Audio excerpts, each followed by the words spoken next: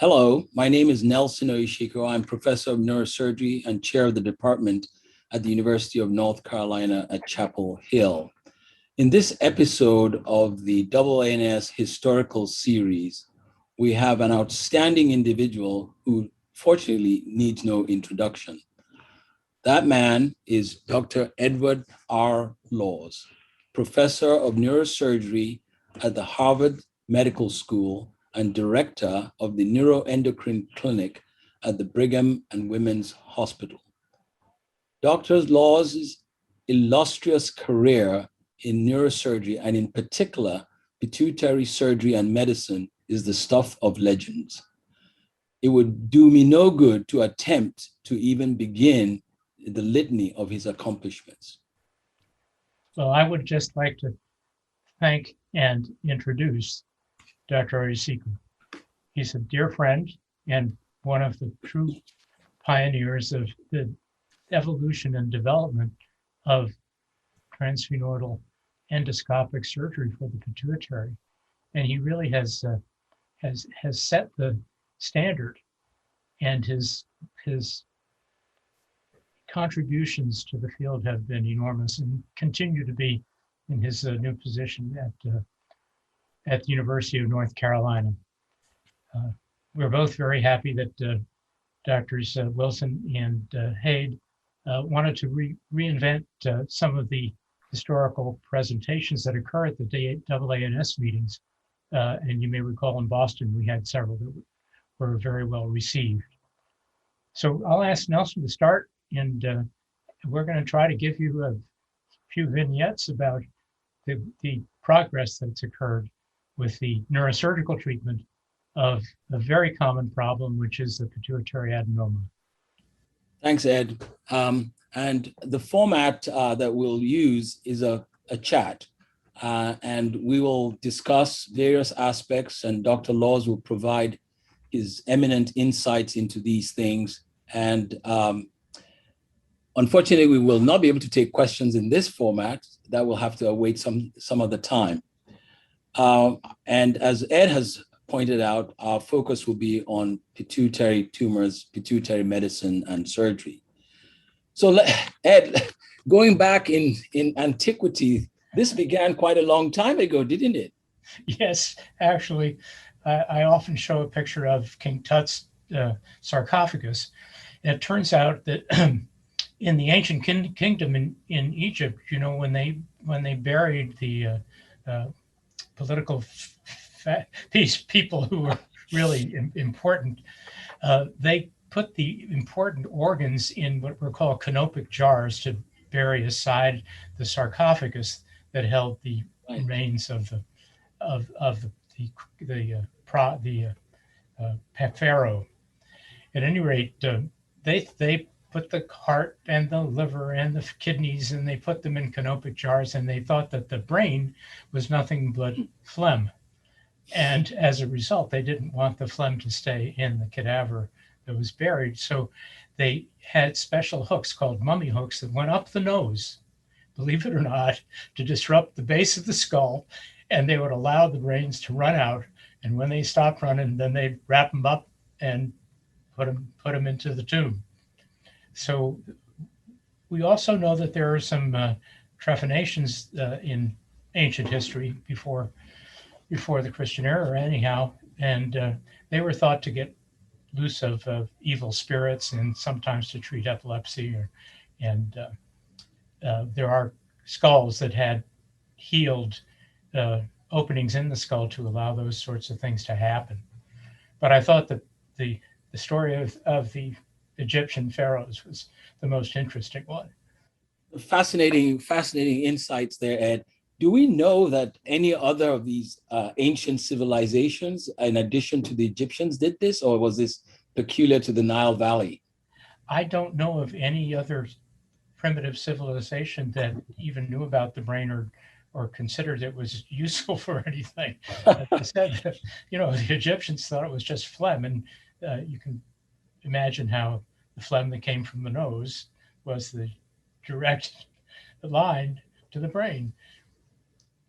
Well, fast forward several centuries ahead to say, the 1800s or such, when a lot of the physicians in Europe were looking at ways of increasing knowledge of medical treatments and conditions, and endoscopy seemed to have burst on the scene as a means of inspecting these organs internally.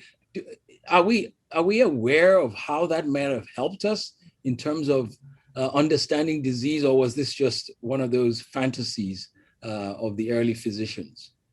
Well, it may have moved from endoscopes that looked into hollow organs to Dr. Dandy. You see him over my shoulder here.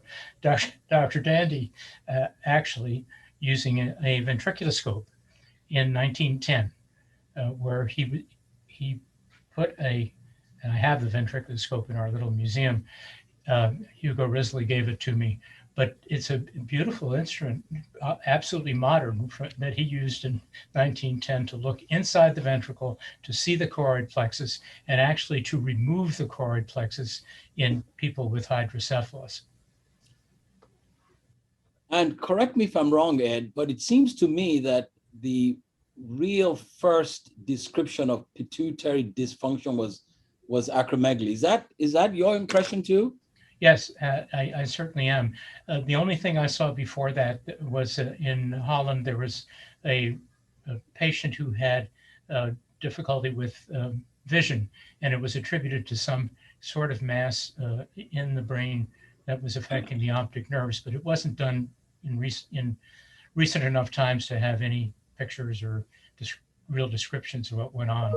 So I believe that basically what you were suggesting is that Pierre Marie's diagnosis of acromegaly was probably the first human pituitary tumor, other than meningiomas that were in the pituitary area, that led us to surgery. Ed, do you think Pierre Marie really captured the essence of acromegaly in his initial classic descriptions, or did he miss much? Well, I think that's a very good question. I don't blame him, but who knows how we would have done. Here's the patient with everything bigger, all of the parts of the body bigger, and they said that the large pituitary was just part of the hypertrophy of every part of the body, and it really wasn't until 1900 that these enlarged pituitaries were found out to be neoplasms.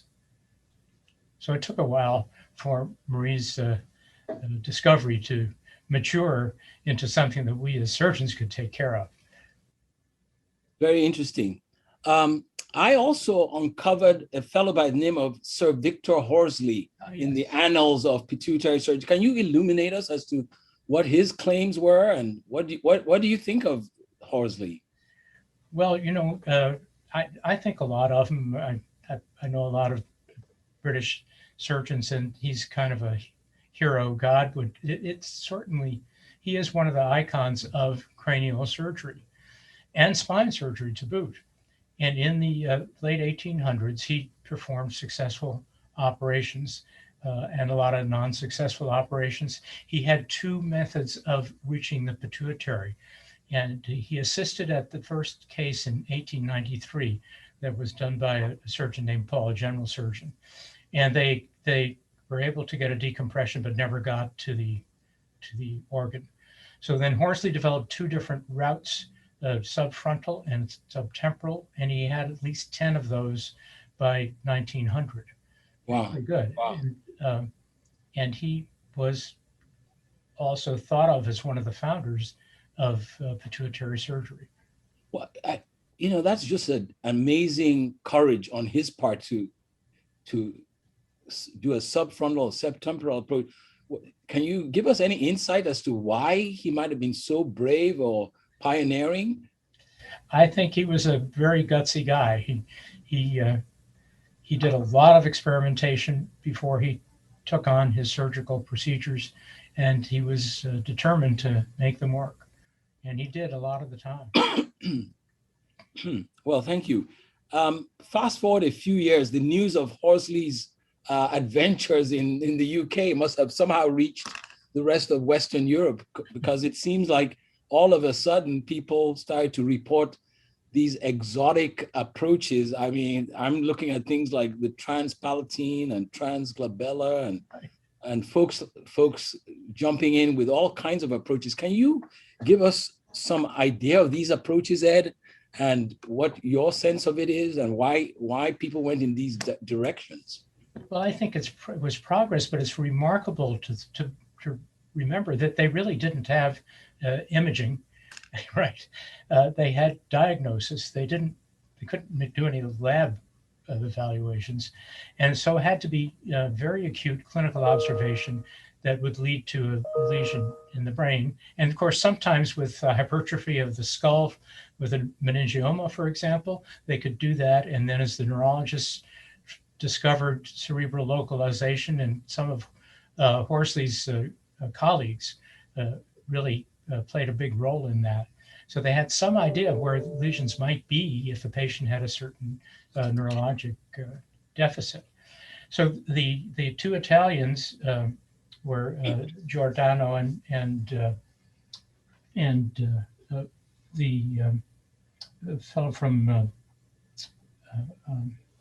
Venice, both did successful cadaver operations to reach the pituitary, Right. transfrontal, and they had at least one success with surgery.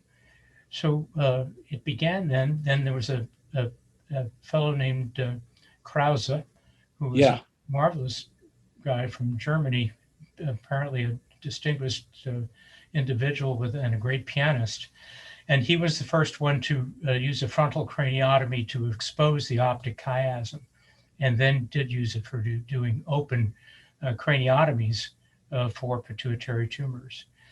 But after a short period of time, as you will relate, I'm sure, the people that we would have called ear, nose, and throat surgeons in that day took over once they discovered you could get to it through the nose. Fascinating. It seems like we got in late in the United States there, don't you think, Ed? When was the first report that came out of the States in the aftermath of all these activities in Western Europe? Yeah, there were a few of the members of Cushing's club that did craniotomy. Fraser was probably the primary guy. There were a couple of others, but they all did it after it was evident from Cushing's work to show that the pituitary tumors were very common, and that he was able to operate on them without damaging many people using the transsphenoidal approach. And so by 1910, he had perfected it. The first acromegalic he operated on was sent to him from the Mayo Clinic. I used to have his case records on my desk when I was there. And fascinating. And Dr. Plummer, the endocrinologist at Mayo, sent him to Dr. Cushing in 1909, and it was Cushing's first acromegalic patient. And it was very successful. He was a farmer, and he went back to work and did very well. So it did happen, but it happened slowly. And by 1910, it was catching on everywhere transsphenoidally, and the craniotomy approaches were still being done, usually for visual loss, and by the premier U.S. surgeons of the time. Cannaville from Chicago was one of them, but he did the transsphenoidals as well. Right. Now, we associate Halsted with a lot of great things in surgery as a whole, but he got in on the act too, didn't he? No, it's a different Halsted, spelled differently. It was not the famous one from Johns Hopkins who did. Not that one. No, he did the hernia work and the breast removal and so forth. Halsted, Alan Halsted, was a younger guy who was a pupil of Cannaville's, and they did the same sort of thing, and at the same date, 1910. Right. And he did it using a reflective mirror to see up. It was a three-stage technique to get to the cella using that operation, but he did it. Fascinating. Now, I know you mentioned Cushing in passing, and surely you're going to tell us a lot more about Harvey Cushing. I have him down as being, as coining the terms hyper and hypopituitarism. Is that so? Yes, that is so. Absolutely. Yeah. He gave the name to a lot of these things, including craniopharyngioma, Yeah. meningioma. They're all coined by Cushing, and out of his vast experience at the time, looking at patients with brain tumors of all kinds. And we have a lot of his drawings. He would do a drawing of every case he did, and they were in the case records. And some of them we have here at the clinic. You mentioned in passing a minute ago, Ed, that in 1910 was when he sort of began that journey of his case accumulation. And his report of those initial 200 odd cases was nothing short of spectacular, wasn't it? Oh, it was totally amazing. So his book was published in 1912 when he gave a major address. And in that book, he had carefully examined 47 patients with pituitary disease. 47 patients. And everything, I show it to the medical students all the time. Everything we know about the pituitary now was still in germ form in that book. He knew so much and worked so hard to sort all this stuff out. And he had different categories of pituitary illness and really used that experience to discover what is the cause and what is the remedy for pituitary disease. His classic description of the basophilic adenoma, again, is well, a classic, as they say. Have you gone back and looked at that monograph, Ed, recently? Oh, yes, yeah. So that was really published in 1933, and it was Cushing's disease was coined by a British medical doctor who had several cases and had noted that there was a basophil tumor in the patients that had the clinical symptoms that he then called Cushing's disease. So that's where the nomenclature came from, Guy's Hospital. So it wasn't actually Harvey himself that coined it, but it was from Guy's Hospital. Right. I bet many people don't know that. Yeah. Well, okay. Well, this is interesting. Do we know why Cushing just got enamored of the pituitary gland? I mean, what was it? Was it just the confluence of medicine and surgery? Was it the science? Was it the patient? Why did he become so enamored of the gland and contribute so much to the story of the gland? Gosh, that's a good question. When he took something on, he wanted to be the expert, and don't ask him, he would tell you. And I think he found this area of important disease, and he mined it and kept with it and kept stimulating people to work on it. He always had a cadre of people working in the laboratory and many assistants that would come. We cataloged all these people who would come and work with him and learn from him. And so many of them really became wonderful assets to medicine and to surgery. One of the steps in the endonasal exposure that we all come to know and love was pioneered by Cushing, i.e. the submucosal dissection. Yeah. How did that help in terms of the surgical outcomes of these patients, do you think? Well, it was Coker actually who first promulgated the sparing of the nasal contraption, including all of the nasal mucosa. Instead of blasting on through and taking out everything that was in the way, he did submucosal dissection. And it's basically what was done for many, many years before we moved to the endonasal approach that took over. Right. And is now the common way to do it. The sublabial approach and the sublabial mucosal sparing approach has not really done much anymore. Right. Now, there's another fellow who I would like us to touch upon was Norman Dott, who apparently studied with Cushing. What do we know about him, Ed? How did he show up? Well, he's a marvelous guy. I had the pleasure, one of the reasons I became a neurosurgeon was I got to meet him during my residency. Wow, I didn't know that. And he came to visit my mentor, who's a Hungarian fellow named George Udvarhely, who had worked with Dot in Edinburgh. So Dot came over on a Rockefeller Fellowship, as you noted, and spent a year with Cushing in 1924. And then he went back to Edinburgh, and he kept doing the pituitary operation using the nasal approach. He designed a nasal speculum with fiber optic lighting within it, and Fiber optic lighting at that time. and the positioning and then it was really good because he had a multidisciplinary outfit, and one of the first ones organized around a particular operation or a particular problem. And it turned out that George Udvarhely had married one of those people. His speech therapist became George's wife, and they moved to Baltimore, and that's where I met him, and that's how I got to meet not only Dr.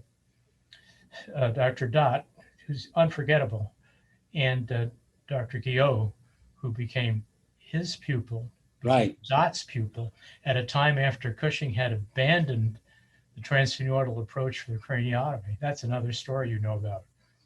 Well, I'm glad you mentioned that because he, as you said, abandoned the transsphenoidal route ostensibly because he couldn't see the most rostral part of the tumor and be confident that he had gotten a good resection enough to address the visual symptoms.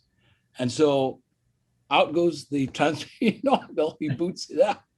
And what, 35 years later, we're still not back on track.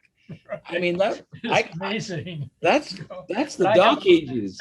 I have a little different look on this because I feel like Cushing, once he realized with the Bovie cautery that he could do a major cranial operation with much more safety, he couldn't stop.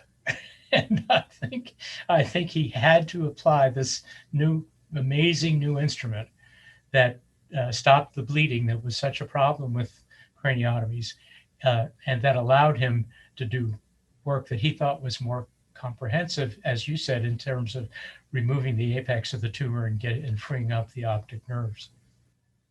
I think that's my read on it. Yeah, this is really a big deal because, of course, his position in the specialty was unquestioned, and 35 years is a generation. Who in the world carried on the torch for neurosurgery during this period that we can only refer to as the dark ages of transsphenoidal surgery? Right. The other thing I think I just realized as we were beginning to frame this up was at the time of the 70s, when this big change that is we're going to talk about occurred. It was found out by a couple of Swedish people, Luft and Oliver Krona, famous neurosurgeon, that there was a reason to remove the pituitary gland in patients with hormonal tumors that produced severe pain. Right. And that was tumors of the breast and of the prostate. And Cushing's last resident, Bronson Ray, who became the first chair at Cornell, was famous for doing a craniotomy to remove the entire gland in 50 minutes. Great Scott. Thousands of them for patients with these intractable pain syndromes. And so not everybody reinvented the pituitary as Guillot and Hardy did. That's fascinating. So Guillot and Hardy and Dot all continued the work, of course, Right. during those years. During those years, also, it appears that our colleagues in the medical sciences began to take more notice of the gland, it seems. And there were some key discoveries at around the same time. People like Professor Herbert Evans and G.W. Harris. Yeah, and Friesen, who figured out the prolactin, and my mentor, Michael Thorner, who first identified GHRH in acromegaly. So a lot of things were going on. And when I first started my work after residency, it was just the time that they were beginning to assay for prolactin. And we thought that the prolactinomas were coming from contraceptive medication in these lovely young women who had milky breasts. And it turned out they came for surgery, and we were able to fix them, and it was a really good thing. Wow, that's fascinating. And these same individuals seem to have done most of the work in evaluating the role of the hypothalamus and the portal system and those intermediary molecules and such. Absolutely. Yeah. Well, what led to neurosurgery waking up again and picking up from where they left off 35 years? Well, I'll tell you. So it's very interesting, because you remember there was a surge of microsurgery that transformed all of neurosurgery, primarily cranial neurosurgery, but not only cranial neurosurgery. And that was in the late 1960s. And again, as a resident, I was able to go to 2 of the initial microsurgery courses with Yasha Gill and Donaghy and Al Roten and many other people. And it was obvious that this was something really important. And then the thought that this could be taken to acoustic tumors was, realized by people like Malice, but the thought that you could take it to pituitary tumors was really something special. That you could do two-handed microsurgery. How could you do that through the nose? Well, you can. And once we realized that you could do that, it just opened the door. And so then the next step you'll talk about was the endoscopy.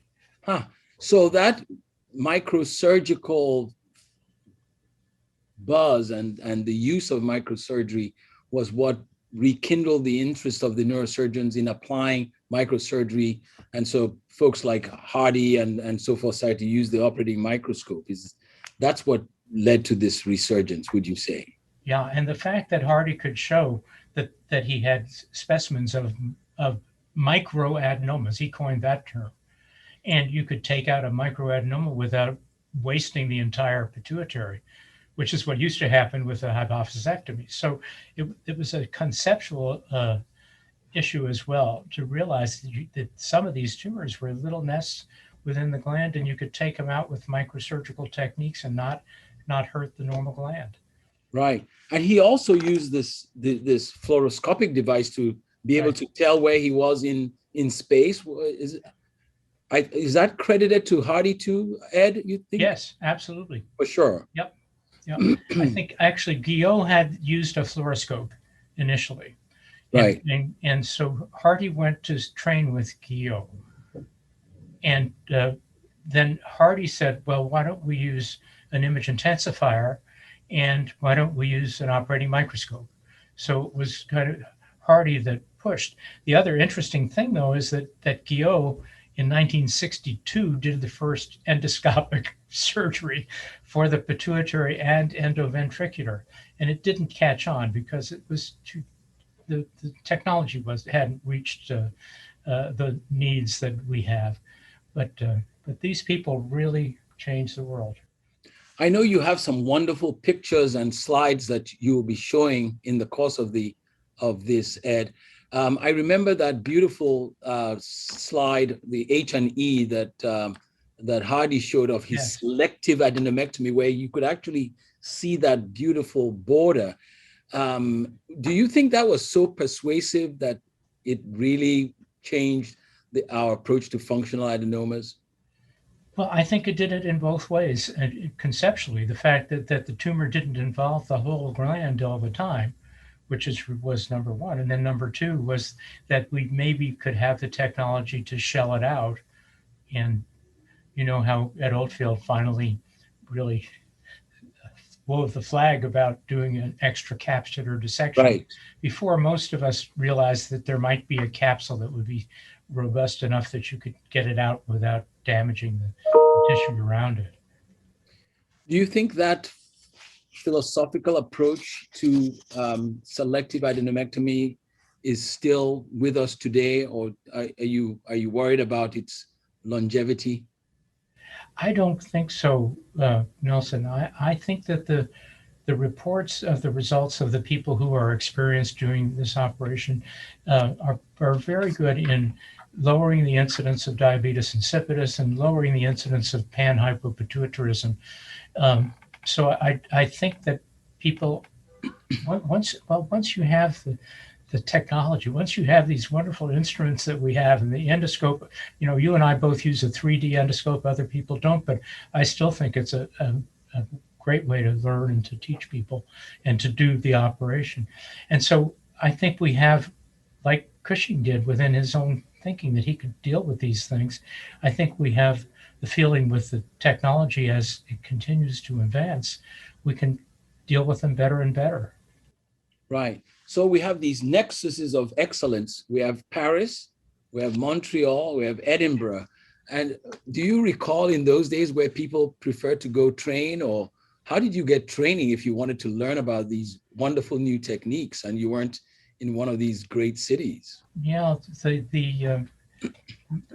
as I told you, my mentor, who when I was a resident, he was a senior resident sent to VO, came back when I was chief resident, and he and I did the first cases in 1967 at Hopkins, and so that was one place that I benefited from. I never uh, learned directly from uh, Edinburgh, but indirectly from George Udrihai, who had been there working with Norman Dott and marrying his assistant, and uh, and then I had Ivan Chirek as a friend and as a mentor, and Ivan was one of Hardy's great disciples. Huh. Ivan Chirek in Chicago had a wonderful practice and made huge advances, and learned them and really embellished on Hardy's initial great movement to this approach. Fascinating. How do you think we're doing today with our micro instruments and our micro techniques? You mentioned the fact that this was very important in the resurgence of transfemoral surgery. How are we doing, would you say, with our micro instruments and micro techniques today compared with the early days of the microsurgical resurgence? Well, you know, we have available, and many of our colleagues have designed and invented some. We have available the searching tools, we have the cutting tools, we have the dissecting tools. I think we're in good shape, and people keep inventing things that add a little bit more, maybe in terms of technical opportunity and in terms of safety. Um, I think that we still can do better, and Right. we are always striving to do better. I think perhaps, you know, we didn't talk too much about how the imaging advanced the field, where we went from plain films to tomograms to angiograms to CT scans that you could hardly see anything, little blocks on it, to the early MRI and to the current kind of MRI that we have right now. And on the horizon, little probes that can tell us where in the face of the pituitary gland the tumor cells might be clustered using mass spectrometry. That's what we have going on here, but other ways of doing that as well. And also, very interesting now, looking at the connections in the brain. We're using resting state MRI to look at what areas are connected to other areas and how they're disrupted by something like Cushing's disease or other kinds of pituitary tumors. And that is another area where we're going to, I think, learn a lot. Great, great. Well, a major breakthrough took place in the 1960s with Hopkins, who patented this rod lens system. And bingo, we have this new instrument called the endoscope. Um, what what led to the introduction of that rod lens device into pituitary surgery at that I'll tell time? you, my experience with it was that I had one of the ENT guys at the University of Virginia when I was there who devised the microdebrider. If some of us use that to take care of the mucosa, but he'd made a fortune doing functional endoscopic sinus surgery, FESS, and it was all designed around using the endoscope.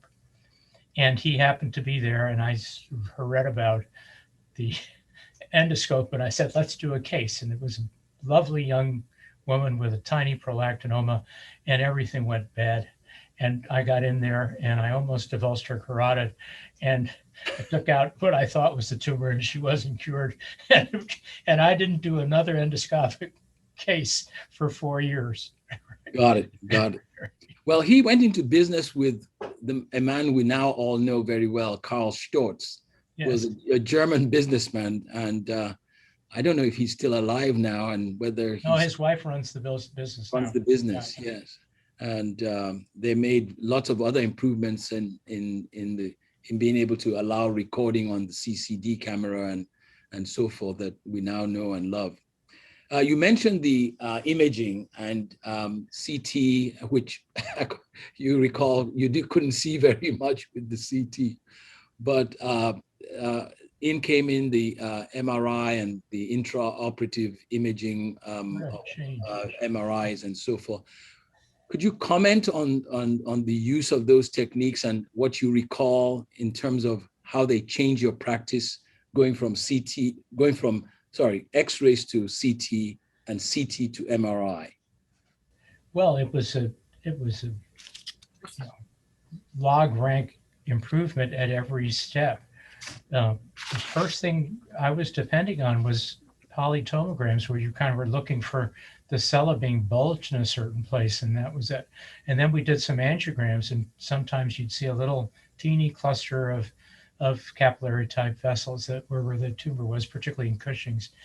And then once the MRI came along, you could see all of the surrounding structures, which was critical in being safe and in restoring vision for people who had lost vision. So once the high resolution MRIs came along, and I think what's so interesting now is we're up to 7 Tesla from 1.5, but it still doesn't show us a heck of a lot more yet.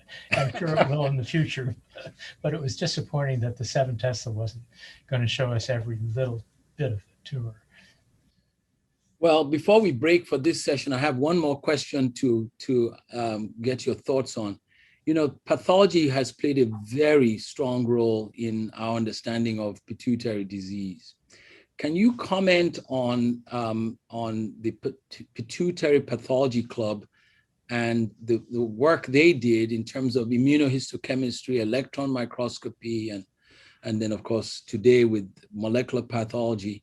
Can you give us a feel for that brain trust, and who are the players and their contributions as you recall? Because I know you were very involved with that. Well, yes, there were some real pioneers in pathology who helped us enormously. The grandfather people were Kalman Kovacs and his wife Eva Thorvat. Right. And they worked in Canada with a great team of people, surgeons and endocrinologists. And they were able to use with electron microscopy a new tool to find out much about the molecular biology of these different types of pituitary tumors.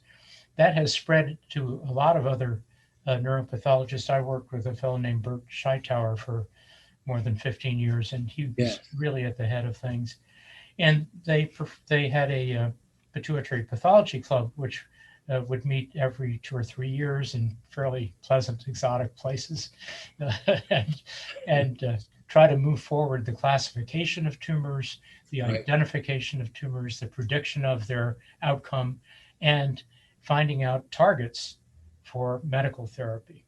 And without the pathologists, we never would have had the medical therapy that you and I know is available for a lot of patients who have not been cured, if you will, by surgery. Yes. Well, one area that we will delve into as well is the contribution of the medical endocrinologist in terms of diagnostic testing. The things, some of the ones you mentioned, the assay for prolactin, for example, the dynamic test for Cushing's, the stimulation test for measuring pituitary reserve, and the IPSS. These were all massive, important milestones in medical care of the patient. Can you comment on some of that, Ed? Well, I think it's yes, and it's clear that it has led to greater outcomes for the patients when we have a multidisciplinary group dealing with it.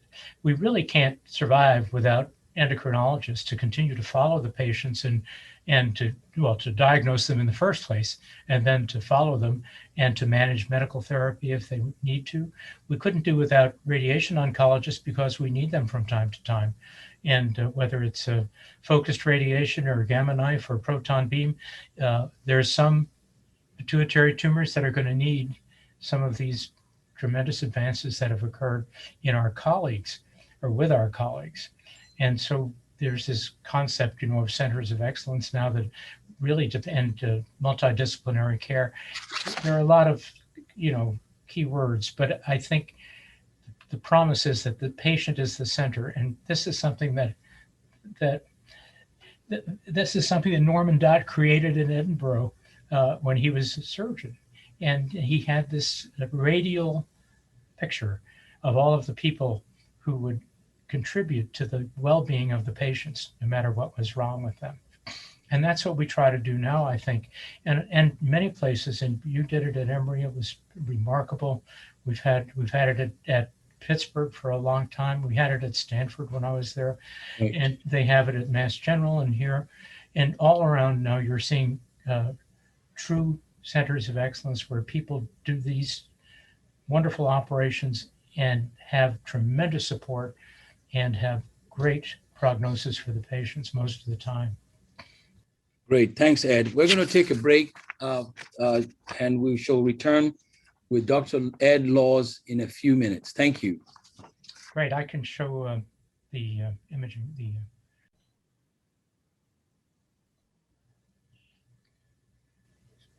So this is a short session on the history of endoscopic surgery, and I titled it, How Did We Get So Far? This is the Peter Bent Brigham, where Cushing came in 1913 and really started pituitary surgery. The historical diagnosis you've heard, and the people had headaches and visual loss and acromegaly, and we could sometimes see the abnormal cella on a rentgengram. But this is O'Brien, the Irish giant, and he's a typical example of acromegaly. And his skeleton was in the British Museum, and Cushing, when he went to London, demanded that they open the skull and prove that he had an enlarged cella from the pituitary tumor producing this acromegaly. The first attempts we talked about, Caton and Paul, were under Cushing's guidance, doing a temporal craniotomy. Giordano in Venice, Schlafer in Vienna, Von Eiselberg, and also in Vienna, they were basically ENT surgeons. And then later on, Hirsch, Kocher, Cushing, and the Halsted from Chicago played a big role. Here's Victor Horsley, Sir Victor Horsley. He was related to Queen Victoria, distantly. This was the operation. Can you imagine going to the pituitary through this operation? It didn't work, and the patient did not achieve any benefit from that. Now, here are the ENT guys who did such a good job. Hermann Schlafer and von Eiselberg, both in Vienna, and starting in 1907 with Schlafer and maturing with von Eiselberg, was the original operations were right blasting right through the nose, taking it away. Here are the pictures of Harvey Cushing using this very interesting kind of cleft palate approach, which he did use initially, and some others did as well. And then Oscar Hirsch, who shows here in this röntgenogram, you can see the double floor of the cella, and you can see the probe is on a radium bomb in this patient that was treated with radiation therapy. Oscar Hirsch was brought to the United States to escape the Nazis by Cushing himself, and he worked with Hannibal Hamlin, a neurosurgeon at Mass General, and the two of them together kept doing pituitary surgery to the late 1950s. Here are some of the craniotomy people from all over the world who made their bones doing craniotomies safely and well for pituitary tumors. This is Fedor Krause, who was from Berlin, and Dr. Dandy over my shoulder, and in this picture has exposed here through a craniotomy a pituitary tumor. Norman Dott, there he is. That's exactly what he looked like. And he was just a marvelous, typical Scotsman and a lovely person. And Gerard Guillot was an equally brilliant person. He was a card-carrying theologist and played the organ. And he was just a marvelous man. I have stories from my colleague who went to be with him to have them smoking while they're washing their hands at break. A cigarette dangling out of their mouths.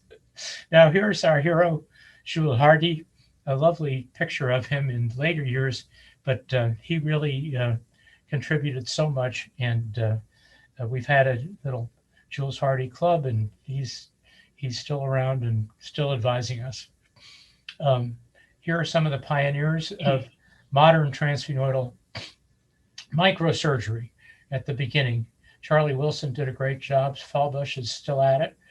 Giovanelli's not, Jerome is not.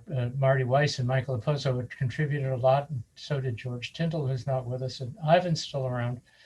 And Kageyama and Kusa both gone. But these were pioneering figures from all over the world, and we would get together periodically and continue to try to improve things.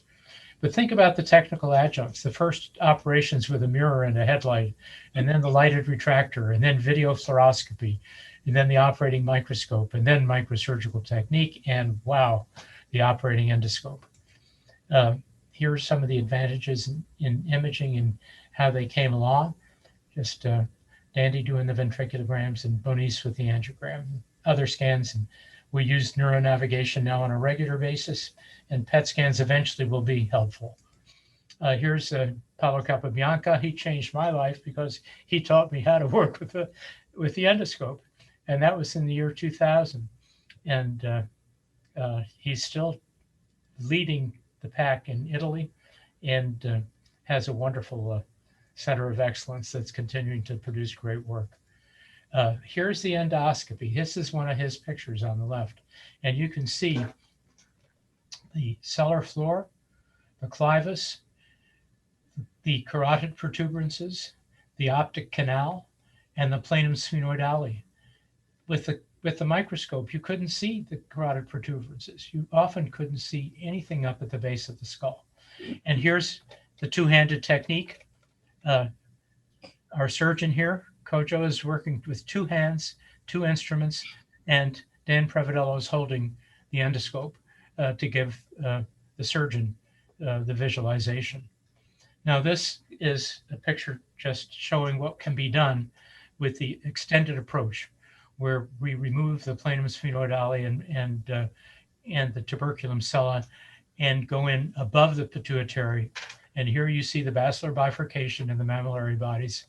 And we can do this to take out meningiomas, to take out cystic tumors in this region. And down below, I have the principles of skull-based surgery. And these are the principles that all of us use who do these operations. We know the anatomy in great detail, and we revere the anatomy. We remove any bone that's in our way, and we remove it carefully and with great precision. We gain enough exposure to make it safe to retract We virtually never retract the brain. We use two-handed microdissection, and when we're done, we reconstruct it. And this is what you do in all kinds of skull-based surgery, and now much of it is being done through the transsphenoidal approach. So I hope this adds a little bit to some of what we said before. Nelson has been a real pioneer in current days, and it's a joy to be with him with this program. Thank you very much, Ed. If you keep it, this is the last thing. It's a cartoon of the typical pituitary tumor cell. And what you see are the receptors on the surface. You see the cytoplasm. You see the internal synthesis of cortisol here with the cytoplasm being the manufacturing place, and here the nucleus being the reproductive part. And these are all targets for us now and for our colleagues in molecular biology and pathology and in medical endocrinology. Thank you. We've wanted to amplify the previous talks with some photographs, and I'm going to start here with O'Brien, the Irish giant, who had his autopsy done by much after he died by Cushing to show that the cella was enlarged because he had acromegaly. So that's sort of the beginning. And the next slide, thank you, Ed, shows a timeline of the early attempts at pituitary surgery, starting with the UK and Victor Horsley at Queen Square, and moving into the continent with David Giordano, Schlafer, Eiselberg, and the rest of the team in the early 1900s. Yes, now here's a picture of Victor Horsley and this diagram from 1893 of a first attempt to achieve a pituitary operation. Unfortunately, they never reached the pituitary using this approach, but it was a try. The patient didn't do very well. And here we have two of the continental giants in Europe, Schlafer and Von Eiselberg, who were early pioneers in the transsphenoidal approach in Europe. And here's a picture a little bit later.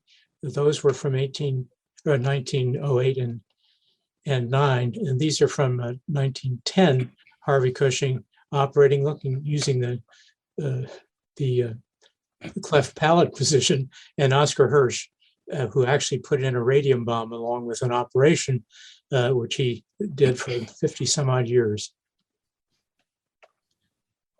Well, in addition to the march through the nose, there were other brave souls who tried their hands at craniotomies. And Victor Horsley, who is credited with the first craniotomy for pituitary adenoma in England, and then the others, as you see in the list in both columns, who are also early pioneers, including some in the United States as well.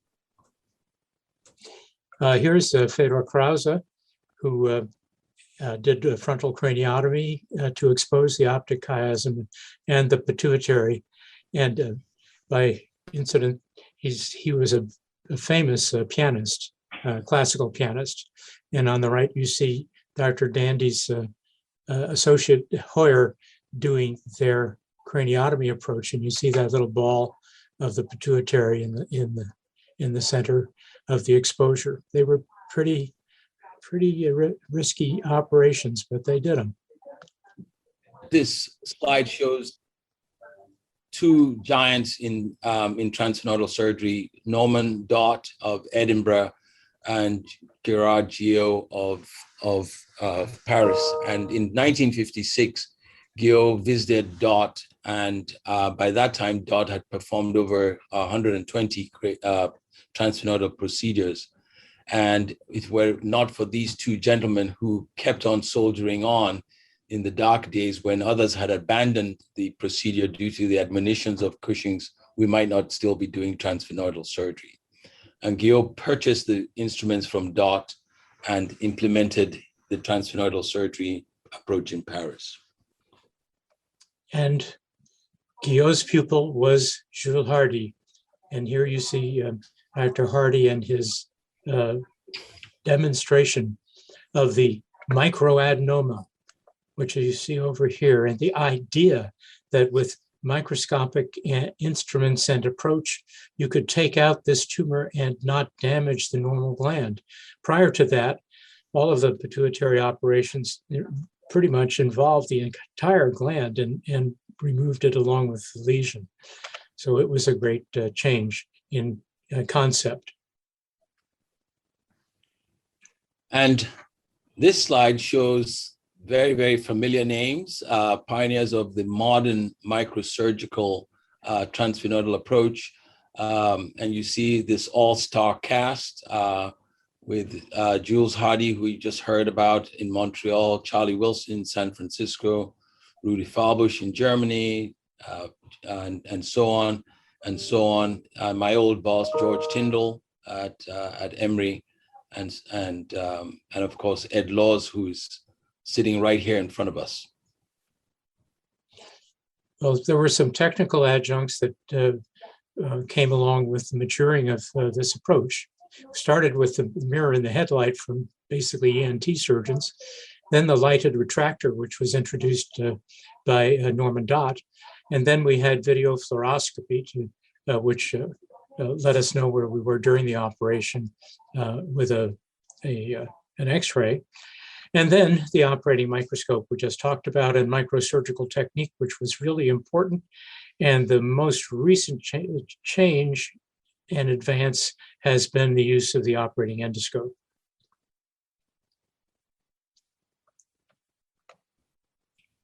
Advances in imaging occurred as well.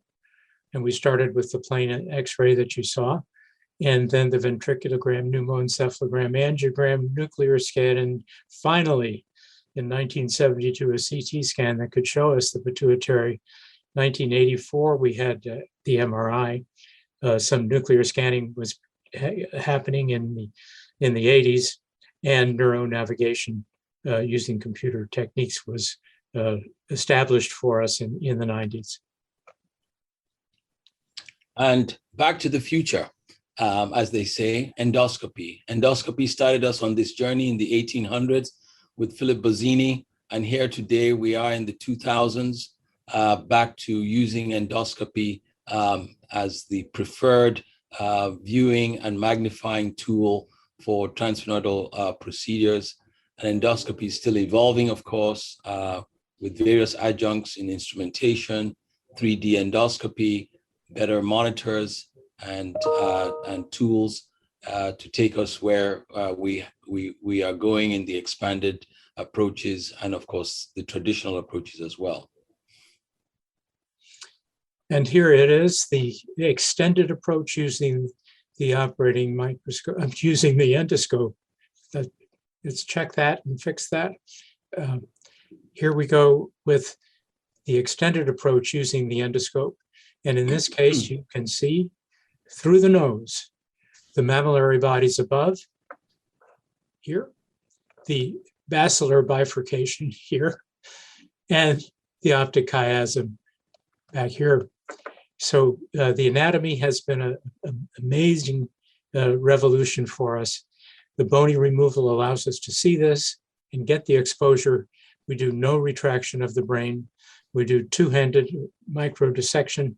And once it's done, we can reconstruct it so there's not a spinal fluid leak. So these are all the principles of skull-based surgery, and we see them at their best in the treatment with endoscopic removal of pituitary adenomas. Here's the prototypical pituitary tumor cell.